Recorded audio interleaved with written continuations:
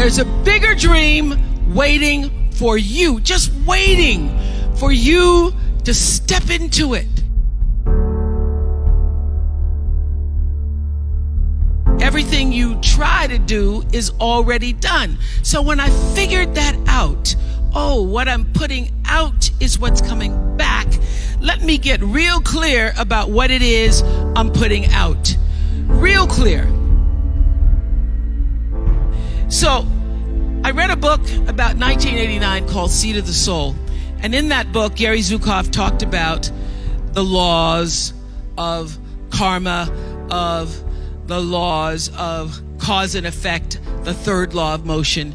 And in that book, he talked about how your intention is always one with the law.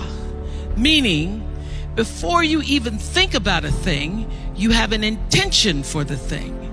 And that the intention is going to determine the outcome.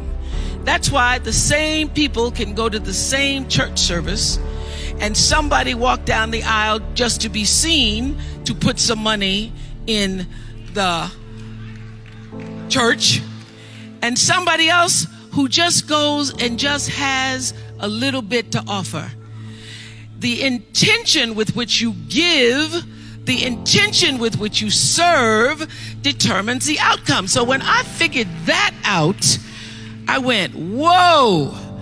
I changed everything I did on my show. I called in the producers and I said, from this day forward, I will no longer be speaking to the KKK. I will no longer be speaking to people who are fighting each other in a way that it is damaging to the character of myself and other people who watch. From this day forward, I am only going to do intentional television. So it is my intention to fulfill the dream of the Creator. It is my intention to live to the highest calling and be pressed to the mark of the highest calling that I have come to do. And when you can ask the Creator, ask that which made you you, what is your dream for me? I guarantee you, instead of you trying to define the dream, what is your dream for me? If you're able to lean into the dream that the universe and all the forces of light and love and power and grace by all the names that we call God has for you, nobody can touch you. Every single day, I would have a pre-show meeting and have the producers come in and state to me, what is your intention?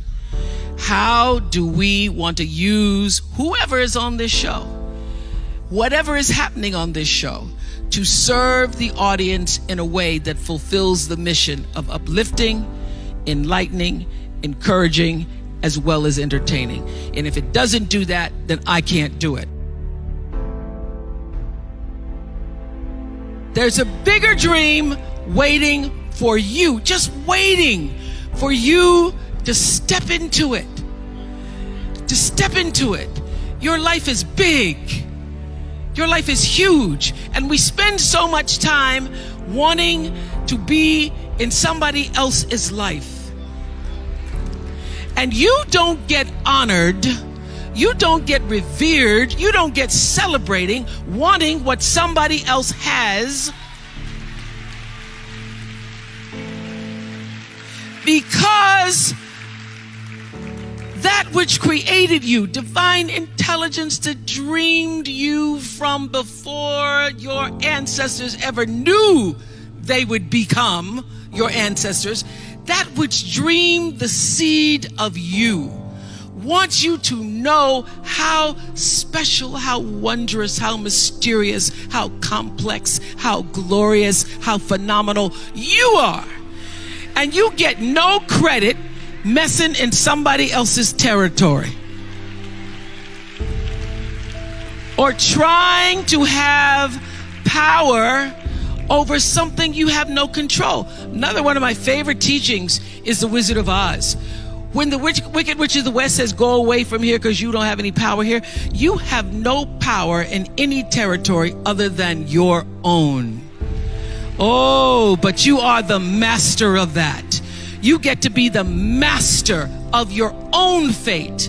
You get to be the captain of your own soul. And if you just manage that, if you just took care of your territory, oh, the glorious, glorious, glorious, wondrous, wondrous opportunities and possibilities that are waiting for you. So the question is, what are you resisting?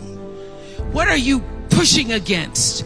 What are you not allowing? What are you blocking because you have this idea of who and what you're supposed to be, instead of leaning into the dream that's already been created and waiting for you. It's waiting for you. And the second, it's an instant thing. It's a shift in the way you see yourself and the power from which you have come. I went through some tough times after I left the Oprah show. I made a conscious decision that when I felt I had said all that I could say and the audience had heard it, that I would move on and that I would not spend my life regretting or trying to hold on to what used to be or hold on to what I had. So I dreamed this dream of starting a network. And in the beginning, it was a struggle. It was a struggle because honest to goodness, I did not know what I was doing. I was trying to figure it out. I thought that the Oprah show audience would follow us to OWN. And then I realized y'all didn't have cable.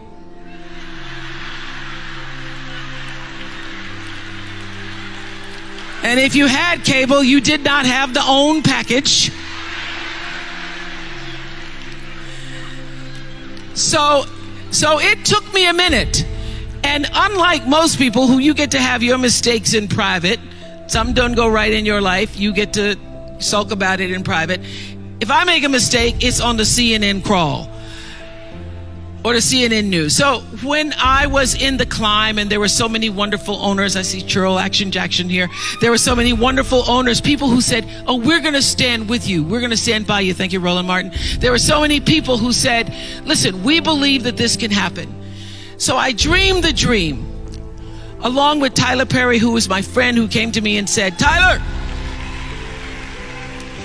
said, I'm going to help you out because Tyler can go home and write a script and direct it, produce it, and shoot it,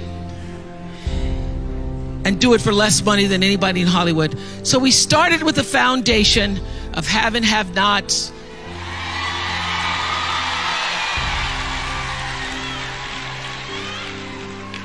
If loving you is wrong, love thy neighbor, Mama Hattie. And then I started to dream another dream about scripted television, because in the beginning I was told you couldn't do it.